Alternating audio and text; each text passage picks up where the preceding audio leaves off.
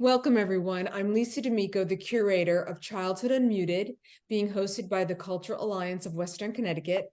And I am truly excited to speak to Lauren Curtis about your wonderful photograph in this exhibit called Grand Canyon Family. As a viewer, not as a curator, I am obsessed with that photograph because it is so much more than a portrait. So yeah, please start in any direction you want. You want to talk about the backstory, your technique? I'm all ears. Sure. So, I mean, just a little about me. I'm a full-time visual artist. I've been full-time for about 20 years. So I do my own work, which I exhibit, like the photo I sent. I work in a wide variety of mediums, photography being just one of them. And I'm also a private art teacher and art marketing coach, both in person and virtually. So I love to travel, for one. So I went to the Grand Canyon. It was quite a while ago. I'm trying to remember, probably, over 15, 16 years ago. We actually took a helicopter down into the canyon, which was awesome. And so we landed on the, we were at the ridge with our small tour group, and there was like a little food stop, where people were supposed to eat lunch. And then there was a big kind of circular area in the ground, and it's where the Native Americans would perform in their ceremonial dress, and they had their traditional ceremonial drums. They were performing a dance, and I was shocked how no one was paying attention to them except for me and my husband. And I found that really disturbing because we're on their land. They're sharing their traditions with us. That to me is a big reason to be in the Grand Canyon. And, everyone just having their lunch, so, I was watching them intently. I thought their, the music and the dance were beautiful. Their outfits, which were handmade, were gorgeous with all kinds of beading and stitching. So after their performance, they had a bucket for tips. So, I put a few dollars in, and well, just because this is part of the story. So I have extremely long fingernails. I was in Ripley's Believe It or Not 2 times. And I had them back then. They weren't quite this long. So me and the family, the Native American family, were just fascinated by each other.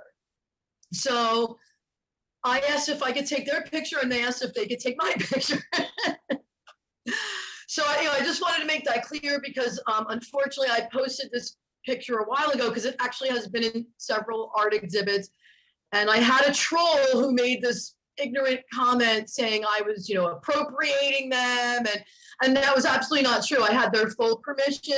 They took my picture as well. And I gave them money for their dance. I tipped them in their tip jar. So, it was fully permitted. They posed for that photo, the whole nine. I told them I was an artist.